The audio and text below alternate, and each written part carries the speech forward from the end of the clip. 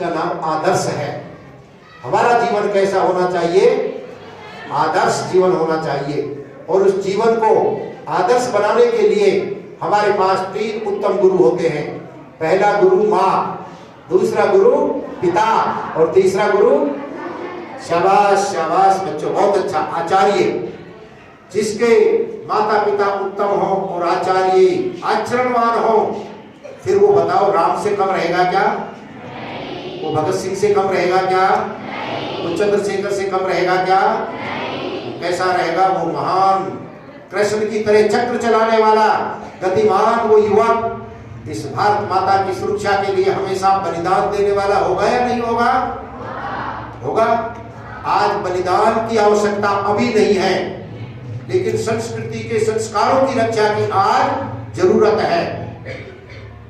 ये राष्ट्र ऋषि और मुनियों का राष्ट्र, राम और कृष्ण की संस्कृति के मानने वाले सनातनी लोगों का राष्ट्र, इस राष्ट्र को कहीं नजर ना लग जाए। इस राष्ट्र की जो आज विकास की धारा में जो विश्व के अंदर पहचान बनती जा रही है, उसमें कहीं रुकावट ना आ जाए। इसलिए प्यारे बच्चों, आप हम सब लोगों को मिलकर इस राष्ट्र की रक्षा करनी है। राष्ट्र सर्वोपरि है।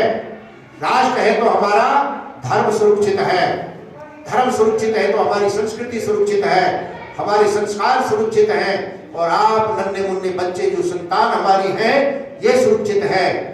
इसलिए इस राष्ट्र की जिम्मेदारी आप हम सब लोगों की है। लेकिन इसी राष्ट्र के अंदर कुछ लोग ऐसे भी होते हैं जो राष्ट्र को तोड़ना चाहते हैं। सदा से 2 वृत्तियां रहती आई है, काम करती आई है, एक देववृत्ति और एक राक्षस वृत्ति। देववृत्ति के आप हम सब लोग हैं, क्योंकि हम हमारे आदर्श राम को मानते हैं, हमारे आदर्श कृष्ण को मानते हैं, हम ऋषि और मुनियों को मानते हैं। उनके आदर्श पद चिन्हों पर चलना हमारा कर्तव्य है। अभी आपने पिछले महीने एक व्यक्ति की जन्म शताब्दी मनाई, जन्म दिवस मनाया। नाम जानते हो उसका? क्या नाम है? स्वामी विवेकानंद। और अभी कुछ दिन बाद में एक और महान पुरुष की जयंती मनाई जा रही है। उसका नाम जानते हो? बताइए। नहीं, इधर से जवाब आया। बेटी के लिए तालियां बजाओ। महर्षि दयानंद सरस्वती, जिसने आर्य समाज की स्थापना करी 12 फरवरी। हमारे देश के प्रधानमंत्री नरेंद्र मोदी लाखों राष्ट्रभक्तों को, धर्म के मार्ग पर चलने वाले लोगों को, वेद के मार्ग पर चलने वाले उन आदर्श और उन आर्य लोगों को संबोधित करेंगे।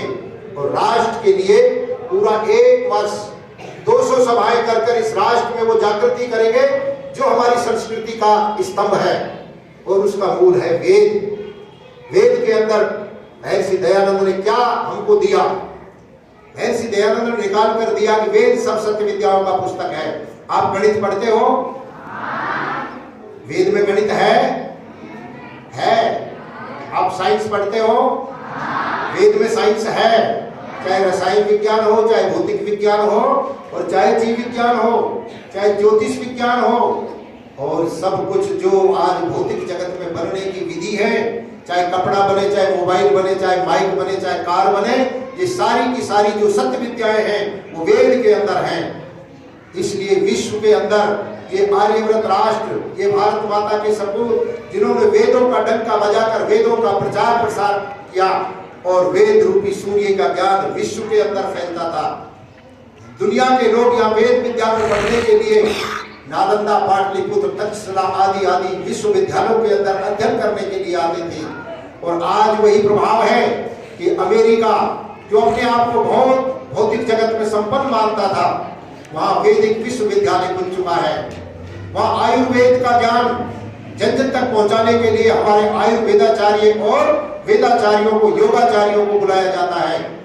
हमारे सारे कार्यक्रम के संयोजक, सारे कार्यक्रम के प्रवक्ता डॉक्टर मोक्षराज, जो अभी पिछले 3 वर्ष अमेरिका के अंदर वेद की धुन भी बजाकर आए, भारतीय संस्कृति और भारतीय सनातन की योग विद्या को फैलाकर आए हैं। और उसी का परिणाम ये हुआ कि अमेरिका के अंदर वैदिक विश्वविद्यालय की स्थापना हो गई। दुनिया के अंदर जो लोग वेद को समझ गए, उन्होंने अपना भौतिक विकास तो किया ही, लेकिन अपना आत्मिक विकास भी किया, आध्यात्मिक विकास भी किया। बच्चों, आदर्श और आर्य कौन होते हैं? जो केवल भौतिक साधनों के ऊपर निर्भर नहीं रहते हैं, भौतिक साधनों के लिए केवल नहीं जीते हैं। वो जैसे साइकिल, मोटरसाइकिल के दो पहिए होते हैं, अगर वो समान रूप से गति करते हैं, समान उनके अंदर शक्ति है, तो हम मंजिल को प्राप्त कर जाते हैं। आज के ये लोग जो वेद विद्या को भूल कर केवल भौतिक जगत के साथ जुड़े हुए हैं, चाहे वो डॉक्टर हो, चाहे वो मास्टर हो, चाहे वो कलेक्टर हो, चाहे वो इंजीनियर हो, सब लोगों ने केवल धन बनाने के लिए, धन प्राप्त करने के लिए, और किस प्रकार से आज विश्व के अंदर केवल साक्षरता को जन्म दिया है, आदर्शता को जन्म नहीं दिया। भौतिक साधनों का प्रयोग करना परमात्मा ने हमको वरदान दिया है। प्रजापते त्वे देतान ययो विश्वा जातानि परितावभूता यत् कामास्ते जुमस्तनो अस्तु वयं श्याम पतियोरैणाम। परमात्मा ने मनुष्य का शरीर देने के बाद में अपना उपदेश दिया कि आप गरीब मत रहना, निर्धन मत रहना, आप रोगी मत होना, आप अंधकार में मत रहना, अविद्या के अंधकार में फंसकर अपना जीवन मत जीना। तो क्या करना है फिर? हमें सूर्य की तरह प्रकाशित होना है, अपने ज्ञान से अपने आप को भरना है, संस्कारों से अपने आप को भरना है। एक बहुत बड़ा डॉक्टर जो किडनी चोरी करता है अपने हॉस्पिटल के अंदर, वो डॉक्टर है या राक्षस है? और एक इंजीनियर जो बहुत बड़े पुलों की सीमेंट को खा जाता है, बजरी को खा जाता है, रोडियों को खा जाता है, गटर को खा जाता है, वो इंजीनियर मानव है या दानव है?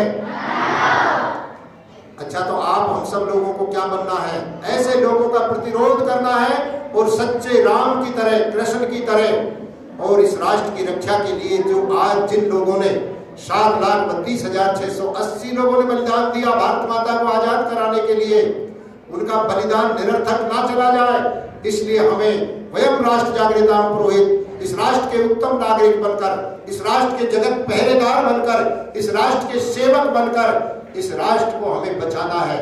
क्योंकि दुनिया की नजर आज इस भारत के ऊपर लग रही है। क्या देख रही है दुनिया? शांति का पैगाम अगर कहीं से मिलेगा तो भारत से मिलेगा। दुनिया के लोगों ने अनेक लड़ाई लड़ी, लेकिन भारत के आजादी के बाद भारत ने आज तक किसी के ऊपर हमला नहीं किया, और जिन लोगों ने हमारे ऊपर हमला किया उनका मुंह तोड़ जवाब दिया। ये हमारी संस्कृति है, अहिंसा परमो धर्म। हम किसी के साथ हिंसा नहीं करते हैं, लेकिन किसी ने अगर हमारे ऊपर हमला किया तो हम उसके साथ वैसा ही व्यवहार करते हैं। ये हमारी वेद की संस्कृति है, टिट फॉर टैट। जो जैसा व्यवहार हमारे साथ करेगा उसके साथ हम वैसा ही व्यवहार करेंगे।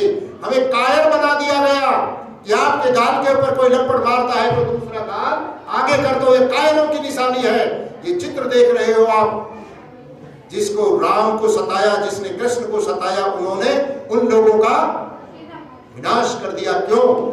राम ने चलाकर किसी के ऊपर धनुष नहीं चलाया, बाण नहीं चलाया, लेकिन जिन्होंने राम की संस्कृति को तोड़ने का प्रयास किया, जिन्होंने कृष्ण की संस्कृति को तोड़ने का प्रयास किया, कृष्ण ने भी चक्र चला दिया या अर्जुन से गांडीव उठवा दिया।